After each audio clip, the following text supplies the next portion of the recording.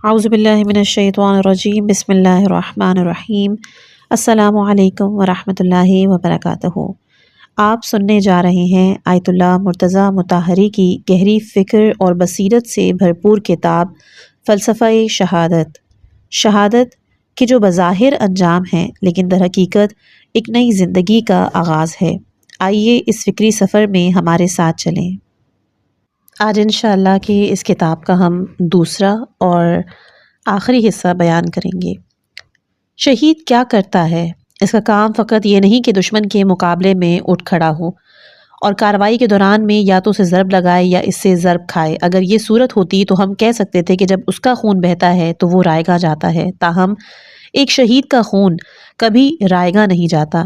یہ خون زمین پر نہیں بہتا بلکہ اس کا ہر قطرہ سینکڑوں ہزاروں قطروں بلکہ خون کا ایک دریا بن کر قوم کے بدن میں منتقل ہو جاتا ہے۔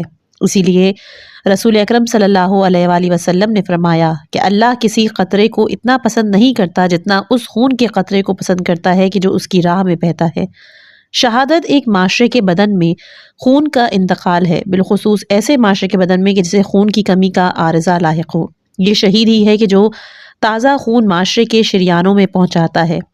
ایک شہید کی سب سے بڑی خصوصیت یہ ہے کہ وہ قوم میں ہمت اور ولولہ پیدا کر دیتا ہے۔ جن قوموں میں جوش اور بالخصوص الہی جوش کی روح مر جاتی ہے، شہید ان کے اندر دوبارہ دلاوری، صبر، ہمت اور ہوش پیدا کرتا ہے۔ یہی وجہ ہے کہ اسلام کو ہمیشہ شہداء کی ضرورت رہی ہے۔ ایک قوم کے احیاء کے لیے اس کے اندر جوش اور ولولے کی بحالی بے حد ضروری ہے۔ ایک عالم اپنے علم کے ذریعے معاشرے کی خدمت کرتا ہے، در حقیقت وہ علم کے راستے سے اپنی انفرادیت سے نکل کر معاشرے سے پیوستہ ہو جاتا ہے۔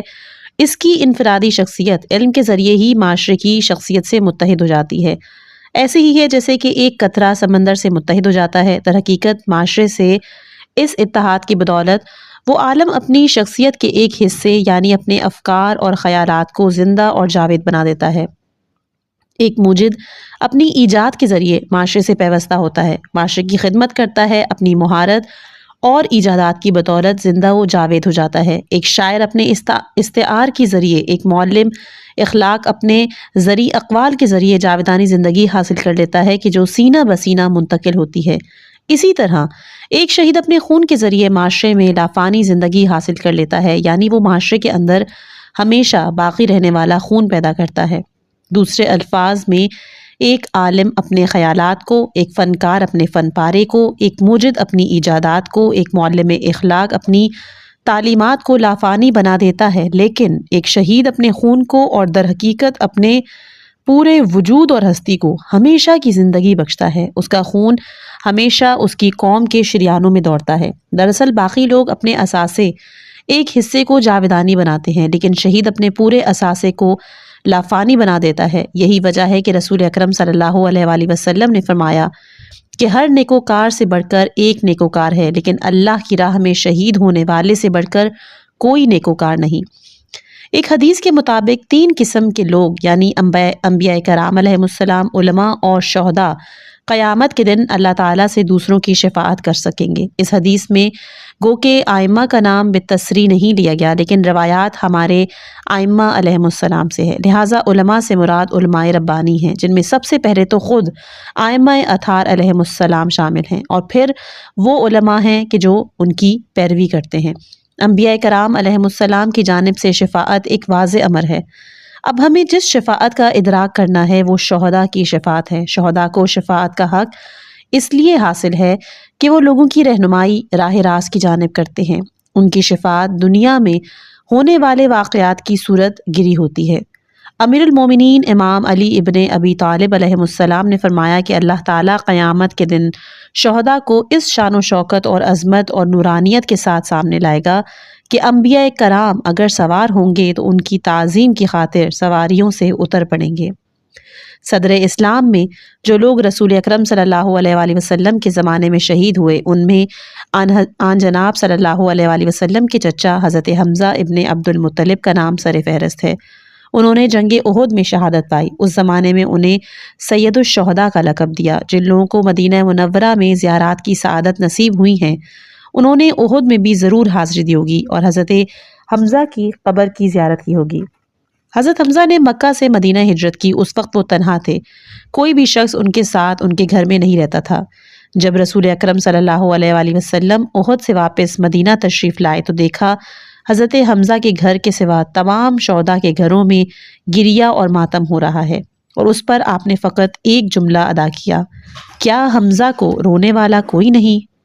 صحابہ یہ سن کر اپنے اپنے گھروں کو گئے اور عورتوں کو بتایا کہ رسول اکرم صلی اللہ علیہ وآلہ وسلم نے فرمایا ہے کہ حمزہ کو رونے والا کوئی نہیں۔ بس یہ سننے کی دیر تھی کہ تمام عورتیں کہ جو اپنے بیٹوں، شوہروں یا بھائیوں کو رو رہی تھیں، حضرت حمزہ کے گھر پہنچیں اور رسول اکرم صلی اللہ علیہ وآلہ وسلم کی خواہش کا احترام کرتے ہوئے ان کے چچا کا ماتم کیا۔ اس کے بعد یہ ایک رسم بن گئی کہ جو کوئی کسی شہید کا ماتم کرنا چاہتا وہ پہلے حضرت حمزہ کے گھر جا کر ان کا ماتم کرتا تھا۔ اس واقعے سے پتہ چلتا ہے کہ گو کہ اسلام ایک عام شخص کو موت پر گریے کی حوصلہ افزائی نہیں کرتا، لیکن ایک شہید کے ماتم کو قدر کی نگاہ سے دیکھتا ہے۔ ایک شہید شجاعت اور ولولے کا جذبہ پیدا کرتا ہے، اس کے لیے آنسو بہانا، اس کی شجاعت میں شرکت، اس کی روح سے ہم آہنگی، اس کے شوق شہادت سے موافقت کا حکم رکھتا ہے۔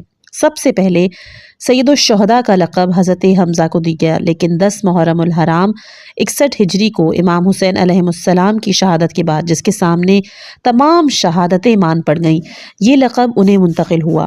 بلا شبہ یہ لقب اب بھی حضرت حمزہ کے نام کے ساتھ استعمال ہوتا ہے، لیکن وہ اپنے زمانے کے سید الشہداء تھے، جبکہ امام حسین علیہ السلام ہر دور کے لیے سید الشہداء ہیں۔ یہ ایسے ہی ہے جیسے کہ حضرت مریم عذرا اپنے وقت کی سیدۃ النساء تھیں، جبکہ صدیقہ کبریٰ حضرت فاطمۃ الزہرا سلام اللہ علیہا ہر زمانے کے لیے سیدۃ النساء ہیں۔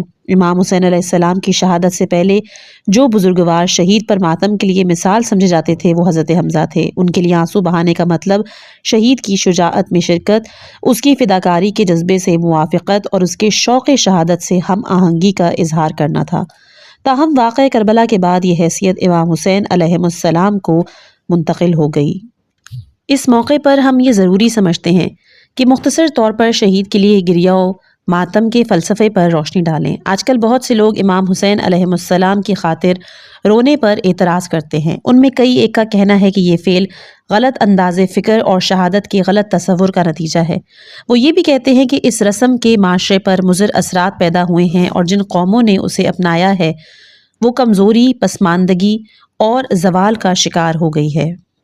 اس کتاب کے مصنف کا کہنا ہے کہ مجھے یاد ہے مقدس شہر قم میں کہ جو ایران میں اسلامی تعلیمات کا مرکز ہے، طالب علمی کے زمانے میں نے محمد مسعود کی تحریر کردہ ایک کتاب پڑھی کہ جو اس وقت کا معروف مصنف تھا۔ اس کتاب میں جو مصنف ہیں یعنی محمد مسعود، انہوں نے شیعوں کی امام حسین علیہ السلام کی خاطر اشک باری کی رسم اور عیسائیوں کے ان کے عقیدے کے مطابق حضرت عیسیٰ علیہ السلام کے مصلوب ہونے کا جشن منانے کا موازنہ کیا تھا۔ اس سلسلے میں اس نے لکھا تھا کہ یہ بات توجیح کے قابل ہے کہ ایک قوم اپنے شہید پر روتی ہے کیونکہ وہ شہادت کو ایک ناپسندیدہ اور افسوسناک چیز تصور کرتی ہے، جبکہ ایک اور قوم اپنے شہید کی موت پہ جشن مناتی ہے کیونکہ وہ شہادت کو ایک بڑا کارنامہ اور سرمایہ افتخار سمجھتی ہے۔ ایک ایسی قوم کہ جو 1000 سال سے روتی رہی ہو قدرتی طور پر اپنی قوت حیات کھو بیٹھتی ہے اور کمزور اور بزدل ہو جاتی ہے، جبکہ وہ قوم کہ جو 1000-2000 سال سے اپنے ہیرو کی شہادت کا جشن مناتی ہو طاقتور، شجاع اور فداکار بن جاتی ہے۔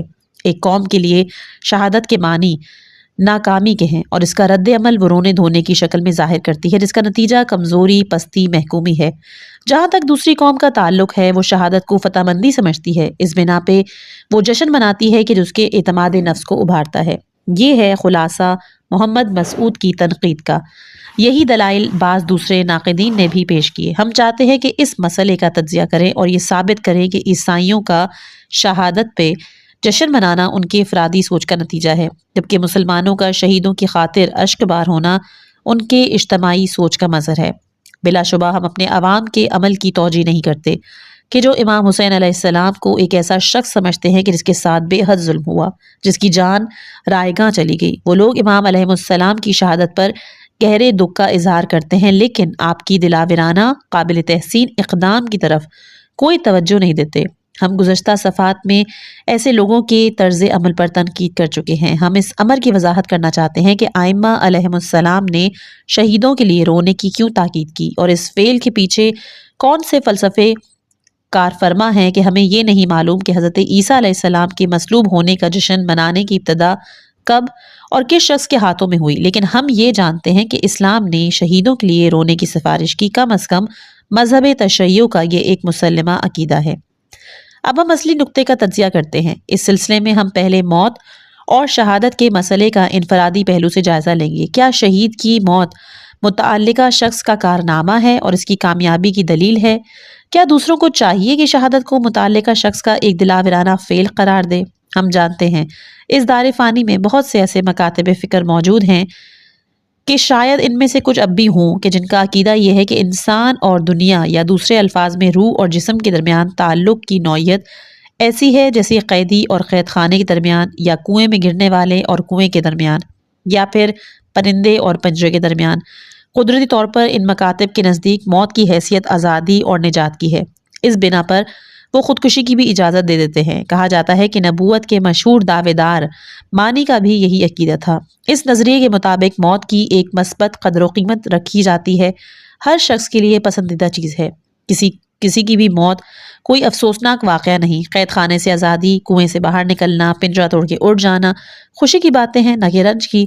ایک اور نظریہ یہ ہے کہ موت معدوم ہو جانا اور مٹ جانا ہے، جبکہ زندگی کے معنی وجود اور ہستی کے ہیں۔ یہ واضح بلکہ فطری بات ہے کہ ہستی نیستی سے بہتر ہے، اور زندگی خواہ کسی ہی شکل میں ہو موت کے مقابلے میں قابل ترجیح ہے۔ ایران کے ایک مشہور صوفی شاعر ہیں مولانا روم۔ انہوں نے معروف یونانی حکیم جالینوس سے منسوب کرتے ہوئے ایک قول نقل کیا کہ میں زندگی کو ہر حالت، ہر شکل میں موت پر ترجیح دیتا ہوں، خواہ زندگی کی یہ شکل ہی کیوں نہ ہو کہ میرا سارا بدن ایک خچر کے پیٹ میں ہو اور فقط میرا سر سانس لینے کے لیے باہر نکلا ہوا ہو۔ اس نظریے کے مطابق موت کی قدر و قیمت قطعی طور پر منفی ہے۔ تیسرا نظریہ یہ ہے کہ موت کا مطلب نیست و نابود ہونا نہیں، بلکہ ایک دنیا سے دوسری دنیا میں منتقل ہونا ہے۔ اس نظریے کے مطابق انسان اور دنیا، روح اور بدن کا رشتہ قیدی اور قید خانے، کنویں میں گرے ہوئے آدمی اور کنویں جیسا نہیں۔ اس کے برعکس یہ رشتہ ایسا ہے جیسا کہ طالب علم اور مدرسے کا کسان اور جیسا کہ طالب علم اور مدرسے کا ہے، کسان اور کھیت کا ہے۔ یہ درست ہے کہ ایک طالب علم اکثر اپنے گھر سے دور ایک ایسی جگہ رہنا پڑتا ہے کہ جہاں اسے دوستوں کی رفاقت میسر نہیں آتی۔ مدرسے کی چار دیواری میں رہ کر اسے اپنی تعلیم جاری رکھنی پڑتی ہے، لیکن وہاں خوشگوار زندگی گزارنے کا واحد طریقہ یہ ہے کہ اپنا نصاب تعلیم کامیابی سے مکمل کرے۔ یہ بھی درست ہے کہ ایک کسان کو اپنا گھر کنبہ چھوڑ کر کافی وقت کھیتوں میں گزارنا پڑتا ہے، لیکن جو کام وہ انجام دے رہا ہے اس کی بدولت اسے خود، اپنے اور اپنی بیوی بچوں کے لیے روزی میسر آتی ہے، اور وہ سارا سال آرام اور خوشحالی سے گزارتے ہیں۔ اس دنیا اور اگلی دنیا اور روح اور جسم کے مابین تعلق کی نوعیت بھی ایسی ہی ہے۔ جو لوگ اس نظریے کے قائل ہیں لیکن اپنی سستی اور بدعمالیوں کی وجہ سے عملی زندگی میں ناکام رہ جائیں، انہیں موت واقعی ایک خوفناک چیز دکھائی دیتی ہے۔ دراصل وہ موت سے اس لیے ڈرتے ہیں کہ انہیں اپنے اعمال کے نتائج سے خوف محسوس ہوتا ہے۔ اس کے برعکس جو لوگ عملی زندگی میں کامیاب ہیں، ان کا انداز فکر اس طالب علم جیسا ہے جس نے اپنی تعلیم پر پوری توجہ دی، یا اس کسان جیسا کہ جس نے کھیتوں میں محنت سے کام کیا۔ ایسے طالب علم اور کسان کی خواہش ہوتی ہے کہ اپنے گھر جائے، لیکن وہ اپنا کام بھی ادھورا نہیں چھوڑنا چاہتا۔ اولیاء اللہ کامیاب طالب علموں کی مانند ہیں، انہیں موت کی شدید خواہش ہوتی ہے جس کا مطلب دوسری دنیا میں منتقل ہونا ہے۔ وہ ہر لمحہ اس کا بڑی بے چینی سے انتظار کرتے ہیں۔ امام علی علیہ السلام نے ایسے لوگوں کے بارے میں فرمایا، اگر اللہ نے موت کا وقت مقرر نہ کیا ہوتا تو ان لوگوں کی روحیں ثواب کے شوق اور سزا کے خوف کی بنا پر ایک لحظے کے لیے بھی ان کے بدنوں میں نہ رہتی۔ اس کے باوجود اولیاء اللہ موت کے پیچھے نہیں بھاگتے تھے، کیونکہ وہ جانتے ہیں کہ کام کرنا ہے، روحانی ارتقاء کی منزلیں طے کرنی ہیں، فقط اس زندگی میں ہی ممکن ہے۔ انہیں یہ بھی معلوم ہے کہ جتنا زیادہ جئیں گے اتنا زیادہ کمال حاصل کریں گے۔ یہی وجہ ہے کہ وہ موت کا مقابلہ کرتے ہیں اور اللہ سے درازی عمر کی دعا مانگتے ہیں۔ بس معلوم ہوا کہ ان دو باتوں میں کوئی قضا نہیں ہے۔ اولیاء اللہ کو موت مرغوب بھی ہے، وہ اس کا مقابلہ بھی کرتے ہیں اور اللہ تعالیٰ سے لمبی زندگی کی دعا مانگتے ہیں۔ یہودیوں سے خطاب کرتے ہوئے کہ جنہیں اولیاء اللہ یعنی اللہ کے دوست ہونے کا دعویٰ تھا، قرآن مجید فرماتا ہے، سورہ جمعہ آیت نمبر 6، اگر جیسا کہ تم دعویٰ کرتے ہو تم اولیاء اللہ ہو تو موت تمہارے لیے پسندیدہ ہوتی اور تم اس کی تمنا کرتے۔ پھر فرماتا ہے کہ وہ ہرگز موت نہیں چاہیں گے کیونکہ وہ جانتے ہیں کہ انہوں نے کیسے اعمال کیے ہیں اور آئندہ انہیں کیسی سزا ملے گی۔ ان لوگوں کا تعلق مذکورہ بالا گروہوں میں سے تیسرے گروہ سے ہے۔ دو صورتیں ایسی ہیں کہ جن میں اولیاء اللہ درازی عمر کی دعا نہیں مانگتے۔ ایک تو کہ جب وہ محسوس کرتے ہیں کہ انہیں اطاعت الہی کی زیادہ توفیق میسر نہیں آ رہی اور ترقی کے بجائے تنزل کی کیفیت ہے۔ امام علی ابن الحسین علیہ السلام فرماتے ہیں، پروردگار میری عمر اتنی لمبی کر جتنی تیری اطاعت میں صرف ہو سکے، لیکن اگر وہ شیطان کی چراگاہ بن جائے تو مجھے جس قدر جلد ہو سکے اپنی طرف بلا لے۔ دوسری ایسی صورت شہادت کی ہے۔ اولیاء اللہ شہادت کی موت اللہ سے بلا شرط طلب کرتے ہیں کیونکہ شہادت میں نیک عمل اور تکامل دونوں چیزیں پائی جاتی ہیں۔ ہم پہلے ایک حدیث نبوی نقل کر چکے ہیں کہ اس میں فرمایا گیا تھا کہ شہادت بہترین نیکی ہے۔ علاوہ ازیں شہادت کے معنی دوسری دنیا میں منتقل ہونا ہے جس کا اولیاء اللہ کو بے حد اشتیاق ہوتا ہے۔ یہی وجہ ہے کہ جب امام علی علیہ السلام کو محسوس ہوا کہ وہ شہادت کی موت مرنے والے ہیں تو ان کی خوشی کا کوئی ٹھکانہ نہ رہا۔ امام علی علیہ السلام نے زخمی ہونے اور دائمی اجل کو لبیک کہنے کی درمیانی عرصے میں بہت سی باتیں کہیں کہ جو نہج البلاغہ سمیت کئی اور کتابوں میں بھی درج ہیں۔ ان میں ایک جملے کا تعلق زیر بحث موضوع سے ہے۔ آپ نے فرمایا کہ خدا کی قسم کوئی غیر متوقع یا ناپسندیدہ بات نہیں ہوئی، جو کچھ ہوا ہے وہ وہی ہے کہ جس کی مجھے ایک عرصے سے خواہش تھی، جس کے لیے میں دعائیں مانگتا تھا، مجھے شہادت نصیب ہوئی جس کا مجھے بے حد اشتیاق تھا۔ میری مثال اس شخص کی ہے کہ جو اندھیری رات میں پانی کی تلاش میں ہو اور اچانک اسے کنواں مل جائے۔ میں اس شخص کی مانند ہوں جو کوئی چیز پانے کی سرتوڑ کوشش کر رہا ہوں اور بالآخر اسے پالے۔ 19 رمضان 40 ہجری کو جب امام علی علیہ السلام کے قاتل نے فجر کے وقت ان کے سر پر وار کیا تو پہلا یا دوسرا جملہ کہ جو ان کی زبان سے سنا گیا وہ تھا، رب کعبہ کی قسم میں کامیاب ہو گیا۔ پس اسلامی نقطہ نگاہ سے جہاں تک خود شہید کا تعلق ہے، شہادت ایک عظیم ترین کامیابی ہے، ایک آرزو بلکہ سب سے بڑی آرزو۔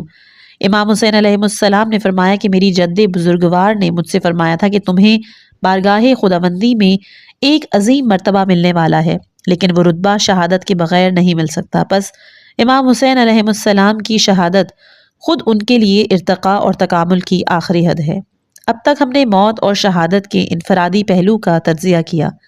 اسی نتیجے پر پہنچتے ہیں کہ جہاں تک ایک شہید کا تعلق ہے، شہادت کی موت ایک واقعی بہت بڑا کارنامہ ہے۔ اس زاویہ نگاہ سے موت بلا شبہ ایک مسرت انگیز واقعہ ہے، اور یہی وجہ ہے کہ ہمارے ایک جید عالم سید بن طاؤس علیہ الرحمہ فرماتے ہیں کہ اگر ہمیں عزاداری کا حکم نہ دیا گیا ہوتا تو میں آئمہ کی شہادت کے دنوں میں جشن منانے کو ترجیح دیتا۔ اس بنا پر ہم مسیحت کے حضرت عیسیٰ علیہ السلام کی شہادت کا جشن منانے کے فعل کو حق بجانب قرار دیتے ہیں۔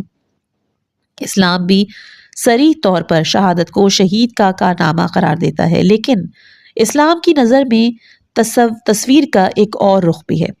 جب ہم اجتماعی نقطہ نظر سے دیکھتے ہیں تو پتہ چلتا ہے کہ شہادت ایک ایسا واقعہ ہے کہ جو مخصوص حالات میں رونما ہوتا ہے۔ اس سے پہلے اور اس کے بعد ایسے کئی واقعات ہیں کہ جن کی مناسبت تشخص ضروری ہے۔ اسی طرح شہادت سے معاشرے میں ایک رد عمل پیدا ہوتا ہے جس کا انحصار محض شہید کی فتح یا شکست پر نہیں ہوتا، بلکہ جو زیادہ تر لوگوں کی شہداء اور اس کے مخالفین کے بارے میں آراء پر مبنی ہوتا ہے۔ شہید کا معاشرے سے دوہرا رشتہ ہے، یعنی پہلا ان لوگوں سے رشتہ کہ اگر وہ زندہ رہتا تو وہ اس کے وجود سے فائدہ اٹھاتے اور اب اس فائدے سے محروم ہو گئے ہیں، اور دوسرا کہ ان لوگوں سے رشتہ کہ جنہوں نے اپنے فسق و فجور کے ذریعے ایسے حالات پیدا کیے کہ جن کی بنا پر اسے ان کے خلاف قیام کرنا پڑا اور نتیجے میں اپنی جان قربان کر دی۔ ظاہر ہے کہ شہید کے پیرووں کے نقطہ نگاہ کے مطابق اس کی موت ان کے لیے ایک بہت رنجیدہ چیز ہے۔ جب وہ شہید کی شہادت پر رنج و غم کا اظہار کرتے ہیں تو در حقیقت وہ اپنی بدنصیبی پر آنسو بہاتے ہیں۔ شہادت اس وقت پسندیدہ چیز ہوتی ہے کہ جب حالات اس کا تقاضا کرتے ہوں۔ اس کی ضرورت اس وقت ہوتی ہے کہ جب حالات ناپسندیدہ اور تکلیف دہ ہوں۔ اس لحاظ سے یہ اس عمل جراحی سے مشابہ ہے کہ جو اپینڈکسائٹس یا انتڑیوں کے زخم یا معدے کے زخم یا ایسی ہی کسی اور بیماری کی صورت میں ضروری ہو جاتا ہے۔ اگر ایسی کوئی تکلیف نہ ہو تو ظاہر ہے کہ آپریشن کرنا غلط ہوگا۔ شہادت سے لوگوں کو جو سبق سیکھنا چاہیے وہ یہ ہے کہ ان کے لیے لازم ہے کہ ایسی صورتحال دوبارہ نہ پیدا ہونے دیں۔ عزاداری کا مقصد اس سانحہ کو ایک ایسے واقعے کے طور پر پیش کرنا ہوتا ہے کہ جسے وقوع پذیر نہیں ہونا چاہیے تھا۔ جذبات کا اظہار ظالموں اور شہید کے قاتلوں کو ان کے وحشیانہ فعل پر لعنت ملامت کرنے کے لیے کیا جاتا ہے تاکہ معاشرے کو ان مجرموں کے نقش قدم پر چلنے سے روکا جا سکے۔ چنانچہ ہم دیکھتے ہیں کہ جن لوگوں کا تعلق اس مکتب سے ہے کہ جو امام حسین علیہ السلام کی خاطر عزاداری بپا کرتا ہے، ان میں سے کوئی شخص یزید اور ابن زیاد وغیرہ سے رتی بھر مشابہت کا حامل ہونا بھی پسند نہیں کرتا۔ ایک اور سبق کہ جو معاشرے کو سیکھنا چاہیے وہ یہ ہے کہ جب کبھی حالات قربانی کا تقاضا کریں، لوگوں کے لیے لازم ہے کہ شہید کے جذبات کو اپنے دلوں میں دوبارہ زندہ کریں، اس کے قائم کردہ مثال پر رغبت عمل دکھائیں۔ شہید کے لیے رونے کے معنی اس کی شجاعت میں شرکت، اس کی روح سے ہم آہنگی اور اس کے شوق شہادت سے موافقت کے ہیں۔ اب ہمیں دیکھنا چاہیے کہ آیا جشن، ناچ اور بعض اوقات عیاشی، شراب خوری، بدمستی یہ جو عیسائیوں کے مذہبی تہواروں میں دیکھنے میں آتے ہیں، شہادت کی روح سے زیادہ ہم آہنگ ہیں یا عزاداری؟ عموماً رونے کے بارے میں کچھ غلط فہمی پائی جاتی ہے۔ وہ یہ سمجھتے ہیں کہ آنسو ہمیشہ درد اور پریشانی کی وجہ سے نکلتے ہیں۔ خود رونا ایک ناپسندیدہ چیز ہے، حالانکہ ایسا نہیں ہے۔ رونا اور ہنسنا انسان کی دو مخصوص خاصیتیں ہیں۔ دوسرے جانداروں کو بھی تکلیف اور راحت ہوتی ہے، وہ بھی خوش اور رنجیدہ ہوتے ہیں، لیکن وہ نہ روتے ہیں نہ ہنستے ہیں۔ ہنسی اور رونا شدید جذبات کے مظہر ہیں کہ جو بنی نوع انسان کے لیے مخصوص ہیں۔ ہنسی کی کئی قسمیں ہیں، لیکن یہاں ان کے بارے میں بحث کرنا مقصود نہیں ہے۔ رونے کی بھی کئی قسمیں ہیں، لیکن ان سب کا تعلق ایک قسم کی حساسیت اور ہیجان سے ہوتا ہے۔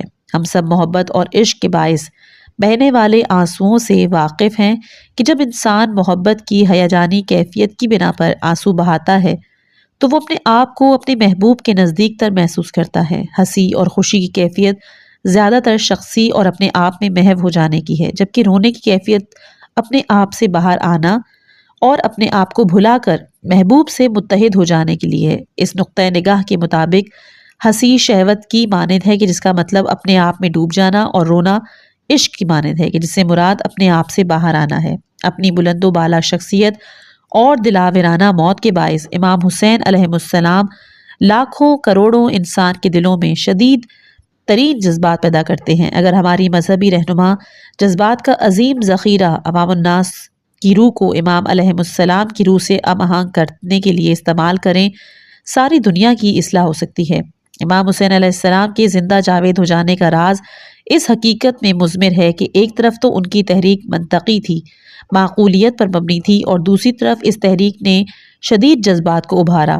ائمہ اطہار علیہ السلام نے امام حسین علیہ السلام کی خاطر رونے کی ہدایت دے کر ایک بڑا حکیمانہ اقدام کیا، کیونکہ یہ رونے کا عمل ہی ہے کہ جس نے امام علیہ السلام کی تحریک کو لوگوں کے دلوں میں مضبوطی سے نصب کر دیا۔ ہم دوبارہ اس خواہش کا اظہار کرتے ہیں کہ کاش ہمارے ذاکرین کو یہ معلوم ہوتا کہ جذبات کے اس عظیم خزانے سے کس طرح استفادہ کیا جا سکتا ہے۔ شہید کی قبر۔ جب رسول اللہ صلی اللہ علیہ وآلہ وسلم نے اپنی بیٹی حضرت فاطمہ الزہرا سلام اللہ علیہا کو وہ مشہور تسبیحات پڑھنے کو کہا کہ جو عموماً نمازوں کے بعد یا سوتے وقت پڑھی جاتی ہے، تسبیح فاطمہ الزہرا، تو وہ حضرت حمزہ بن عبد المطلب کی قبر پہ گئیں۔ تسبیح تیار کرنے کے لیے وہاں سے کچھ مٹی لی۔ اس کے ان فعل کی کیا اہمیت ہے؟ اس کی اہمیت یہ ہے کہ شہید کی قبر متبرک ہے، اس کے آس پاس کی مٹی بھی متبرک ہے۔ انسان کو تسبیحات پڑھنے کے لیے ایک تسبیح کی ضرورت ہوتی ہے، اور اس مقصد کے لیے پتھر، لکڑی یا مٹی کی بنی ہوئی تسبیح استعمال کی جا سکتی ہے۔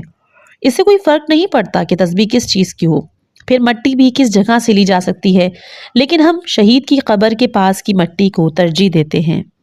دراصل اس اقدام سے ہمارا مطلب شہید کی تعظیم بچا لانا ہوتا ہے۔ واقعہ کربلا کے بعد سید الشہداء کا لقب حضرت حمزہ سے امام حسین علیہ السلام کو منتقل ہوا۔ چنانچہ اب اگر کوئی شخص شہید کی قبر کی برکت سے مستفید ہونا چاہتا ہے تو اسے چاہیے کہ امام حسین علیہ السلام کے روضہ مبارک کی مٹی سے تسبیح تیار کرے۔ ہمیں نمازیں ادا کرنی ہوتی ہیں، ساتھ ہی ساتھ ہم اس بات کو بھی جائز نہیں سمجھتے کہ قالین یا معقولات و ملبوسات پہ سجدہ کریں، لہٰذا ہم پتھر یا مٹی پہ سجدہ کرتے ہیں۔ ائمہ اطہار علیہ السلام نے فرمایا کہ ایک شہید کی قبر کے پاس سے لی گئی مٹی پر سجدہ کرنا بہتر ہے۔ اگر ممکن ہو تو اس مقصد کے لیے کربلائے معلیٰ کی مٹی حاصل کرنی چاہیے، کیونکہ اس سے شہداء کی خوشبو آتی ہے۔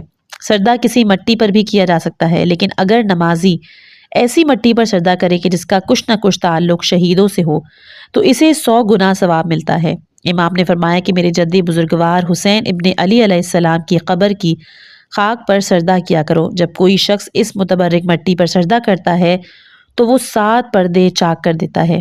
امام علیہ السلام کے اس ارشاد کا مقصد لوگوں کو سمجھانا ہے کہ وہ شہید کی عظمت کو سمجھیں، اس کی قبر کی مٹی پر سجدہ کریں، کیونکہ ایسا کرنا نماز کی قدر و قیمت بڑھا دیتا ہے۔ موجودہ دور میں یہ رواج عام ہے کہ ہر سال کا ایک مخصوص دن لوگوں کی کسی مخصوص گروہ یا پھر طبقے سے منسوب کر دیا جاتا ہے اور اس دن ان سے اظہار عقیدت کیا جاتا ہے۔ ماؤں کا دن، اساتذہ کا دن، مزدوروں کا دن۔ تاہم مسلمانوں کے علاوہ کوئی بھی قوم شہید کا دن نہیں مناتی۔ مسلمان شہیدوں کا جو دن مناتے ہیں وہ عاشورہ ہے، لہٰذا اس کی رات کو شہید کی رات کہا جاتا ہے۔ جیسا کہ ہم پہلے کہہ چکے ہیں کہ شہید کی منطق ایک طرف عشق الہی اور دوسری طرف اصلاح اجتماع کی منطق ہے۔ اگر مصلح اور عارف کی شخصیتوں کو جمع کر دیا جائے اور اس سے ایک انسان بنایا جائے تو شہید وجود میں آتا ہے۔ اسی طرح ایک مسلم بن اوسجہ، ایک حبیب ابن مظاہر، ایک زہیر ابن قین وجود میں آتا ہے۔ تاہم یہ یاد رکھنا چاہیے کہ تمام شہیدوں کا رتبہ ایک جیسا نہیں ہوتا۔ امام حسین علیہ السلام نے شہدائے عاشورہ کے بارے میں ایک گواہی دی ہے کہ جس سے ان کا مقام اور مرتبہ ظاہر ہوتا ہے۔ جیسا کہ سب جانتے ہیں کہ صالح اور پاک باز لوگوں میں شہداء ایک ممتاز مقام رکھتے ہیں اور امام حسین علیہ السلام کے ساتھیوں کو شہداء میں ایک امتیازی حیثیت حاصل ہے۔ کیا آپ جانتے ہیں کہ امام حسین علیہ السلام کی گواہی کیا تھی؟ اگرچہ کہ امام نے اپنے ساتھیوں کو پہلے ہی چھان لیا تھا کہ جو لوگ مطلوبہ معیار پر پورے نہیں اترے تھے وہ چلے گئے تھے، اس طرح جو قابل اعتماد ساتھی رہ گئے تھے امام نے شب عاشور انہیں آخری دفعہ آزمایا اور اس دفعہ کسی کو بھی رد نہیں کیا گیا۔ روایات کے مطابق امام حسین علیہ السلام نے روز اول ہی سے ایک خیمہ پانی کے لیے مختص کر رکھا تھا کہ جس میں پانی سے بھری ہوئی مشکیں رکھی ہوئی تھیں اور اس خیمے کو پانی والا خیمہ کہا جاتا تھا۔ آپ نے اپنے سب ساتھیوں کو اس خیمے میں جمع کیا۔ مجھے نہیں معلوم کہ آپ نے اس مقصد کے لیے اس خیمے کا انتخاب کیوں کیا۔ شاید اس کی وجہ یہ ہو کہ شب عاشور اس خیمے میں پانی سے بھری ہوئی ایک بھی مشک موجود نہیں تھی۔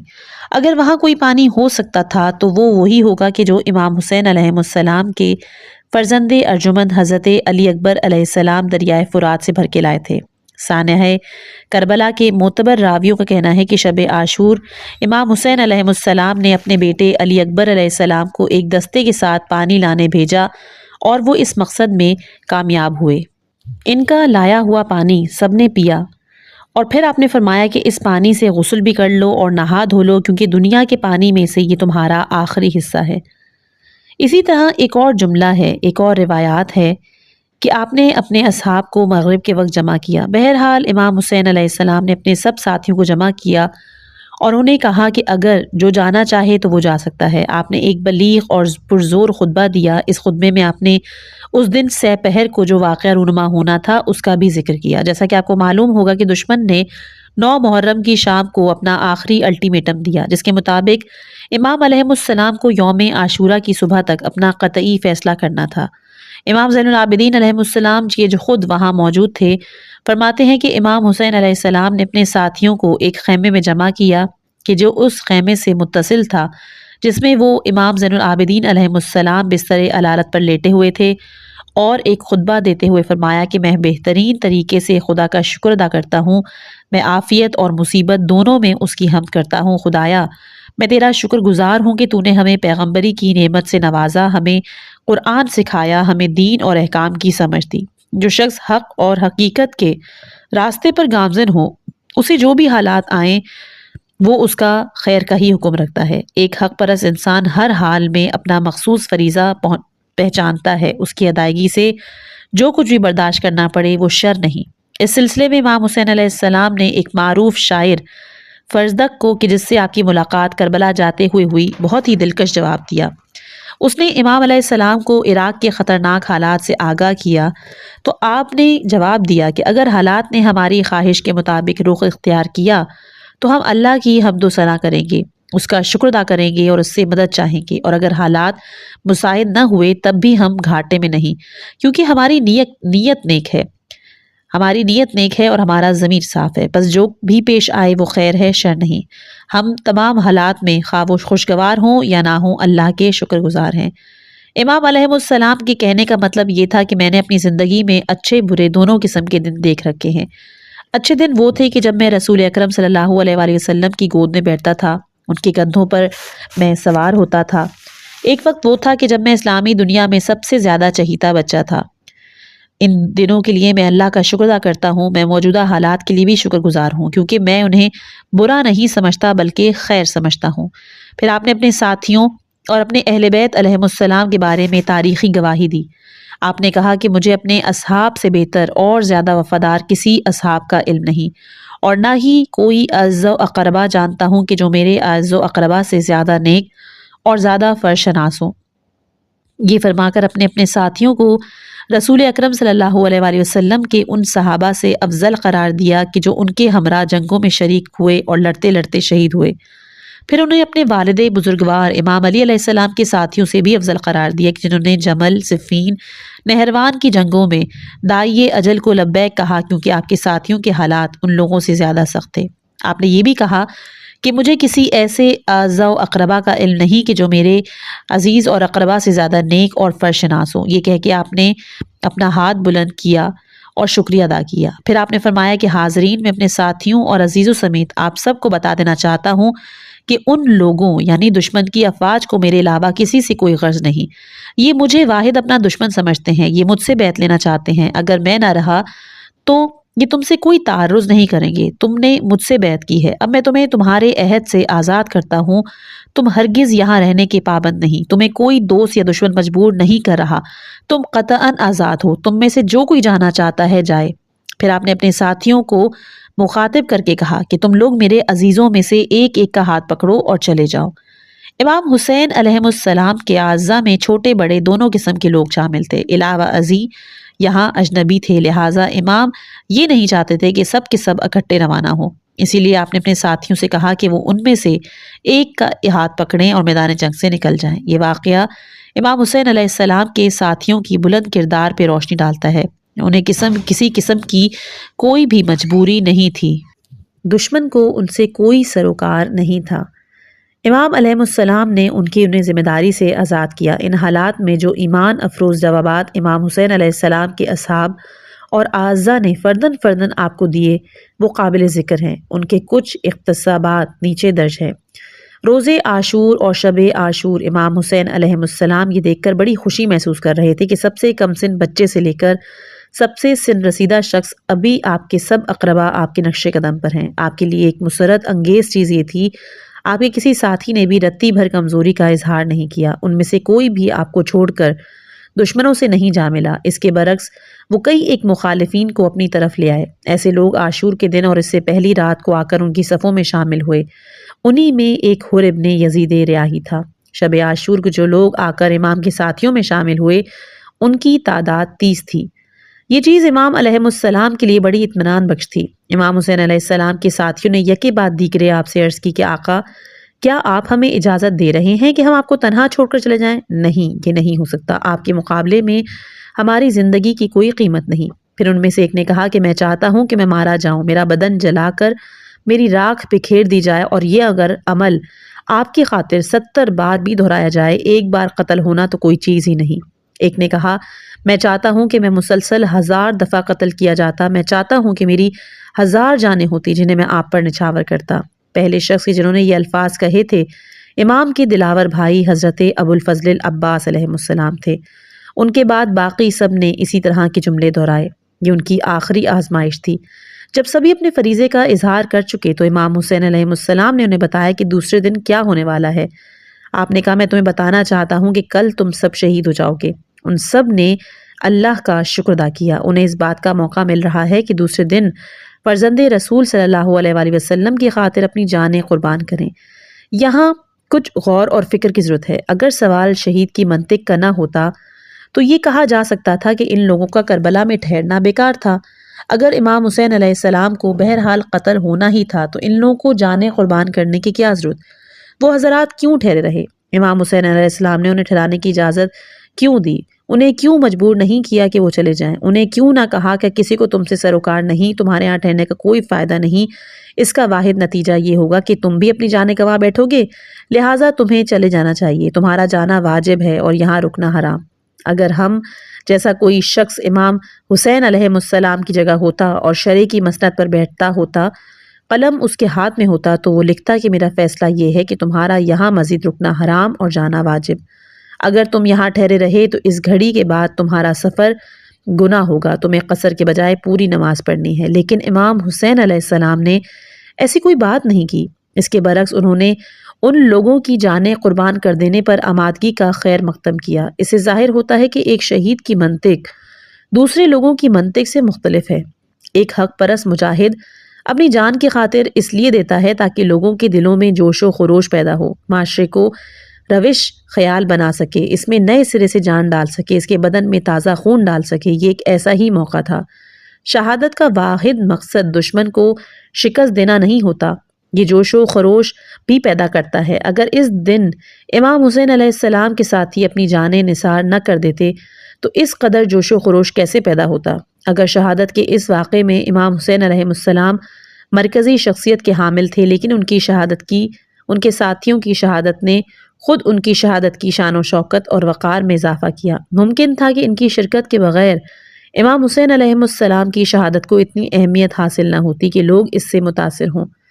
سبق سیکھیں، سینکڑوں بلکہ ہزاروں سال تک جوش اور ولولے سے سرشار ہیں۔ آخر میں ہم اللہ تعالیٰ کے بے پایاں لطف و کرم میں پناہ ڈھونڈتے ہیں اور آپ کو دعوت دیتے ہیں کہ دعا کریں کہ وہ پروردگار عالم ہم سب کو توفیق دے کہ ہم اپنی خواہشات کو اس کی مرضی کے تابع کر دیں اور ہم پر اپنی برکتیں نازل کرے اور اپنی راہ میں شہادت کا رتبہ بخشے۔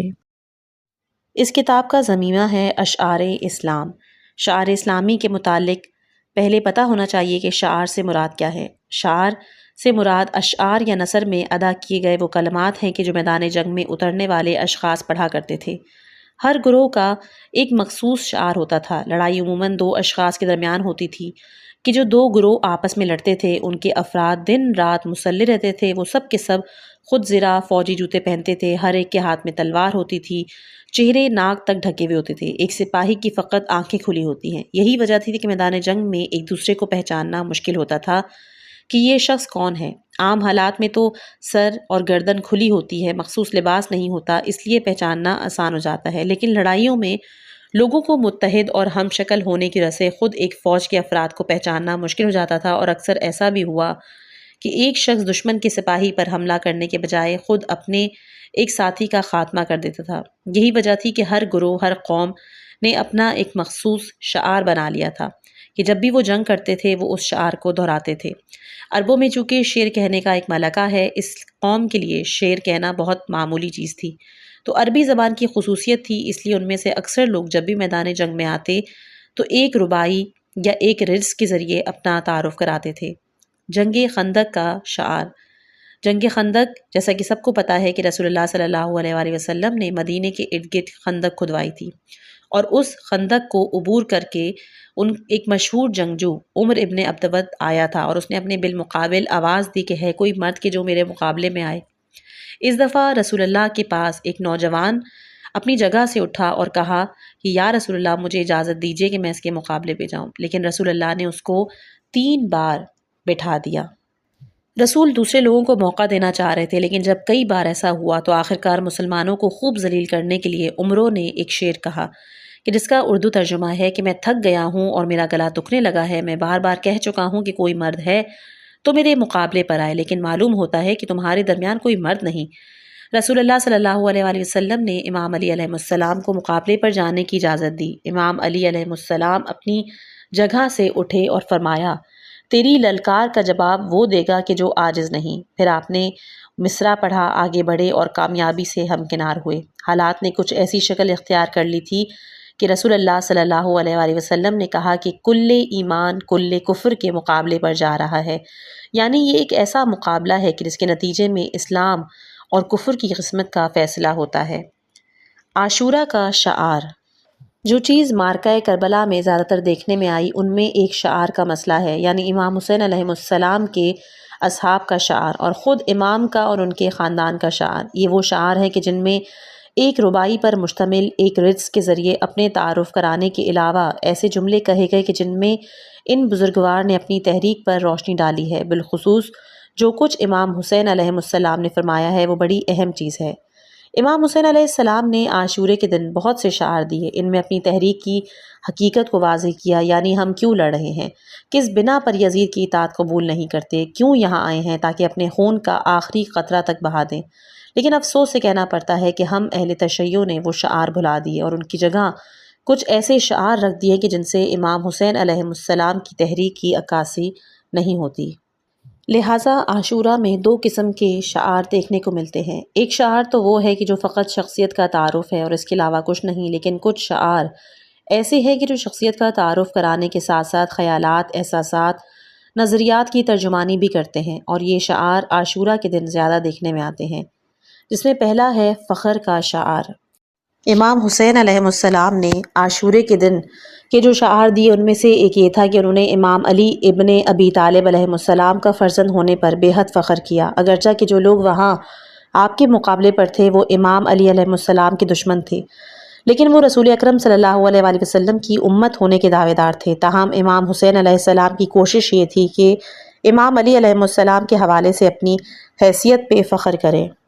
اسی طرح امام حسین علیہ السلام نے ایک شعر کہا تھا کہ جس کا ترجمہ ہے کہ موت ذلت سے بہتر ہے، موت ہمیشہ ذلت اور رسوائی کی ندامت سے بہتر، زیادہ عزیز اور زیادہ محبوب ہوتی ہے۔ یہ وہ شعار ہے کہ جسے آزادی، عزت اور شرافت کے شعار کا نام دیا جا سکتا ہے، یعنی ایک سچے مسلمان کے لیے موت سے ہمکنار ہونا ذلت کا بوجھ اٹھانے کے مقابلے میں ہمیشہ بہتر اور خوش آئند ہے۔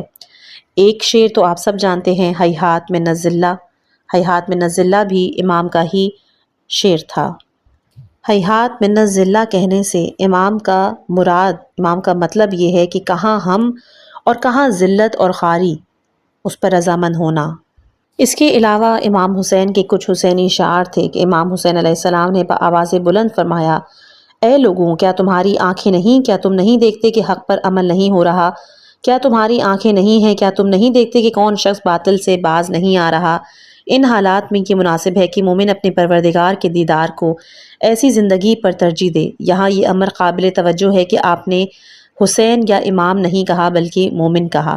اس کے علاوہ کہا کہ میں موت کو خوش نصیبی کے علاوہ اور کچھ نہیں پاتا، اور میری نگاہ میں ظالموں کے ساتھ زندگی گزارنا رنج اور بدبختی، بدنصیبی کے علاوہ اور کچھ نہیں۔ امام علی مقام نے مزید فرمایا کہ میں عام لوگوں کی مانند نہیں ہوں کہ میرا قیام اور میرا انقلاب اس مقصد سے ہو کہ میں خود کو کوئی فائدہ حاصل کر سکوں یا مال و دولت جمع کر لوں یا سلطنت قائم کر لوں۔ آج سے دنیا کے لوگوں کو یہ بات جان لینی چاہیے، ان میں سے ہر جملہ آب زرد سے لکھنے اور ساری دنیا میں مشتہر کرنے کے قابل ہے تاکہ دنیا آپ کی تحریک کی حقیقت سے واقف ہو جائے۔ اسی طرح جب آپ مدینے سے نکل رہے تھے تب آپ نے یہ جملے کہے تھے کہ میں سرکشی اور جنگ و جدال کے ارادے سے نہیں نکل رہا، نہ ہی میرا مقصد فساد پھیلانا یا کسی پہ ظلم کرنا ہے، میں تو اپنے نانا کی امت کی اصلاح کے لیے نکلا ہوں، میری غرض فقط امر بالمعروف نہی عن المنکر اور اپنے آب و جد کی پیروی ہے۔ سچ تو یہ ہے کہ ہمیں واقعہ عاشورہ شہدائے کربلا کے کارنامے کو ایک بڑی دقیق نظر سے دیکھنے کی ضرورت ہے۔ اتنی کم جمعیت نے اتنا عظیم کارنامہ کیسے انجام دیا؟ اس موجودہ دور میں بھی مسلمانوں کو ایک جامع شعار کی ضرورت ہے، اور حالات کو پیش نظر رکھتے ہوئے ہمارا ایک شعار ہونا چاہیے، نہ شرقی نہ غربی، حکومت اسلامی۔ عزیز سامعین، فلسفہ شہادت یہ سفر ہمیں یاد دلاتا ہے کہ حق کی راہ ہمیشہ آسان نہیں ہوتی، مگر وہی راہ فلاح کی ہے۔ ہم دعا گو ہیں کہ اللہ ہمیں حسینی شعور، صداقت کی پہچان اور باطل کے خلاف قیام کی توفیق عطا فرمائے۔ اپنی دعاؤں میں یاد رکھیے گا۔ والسلام علیکم ورحمۃ اللہ وبرکاتہ۔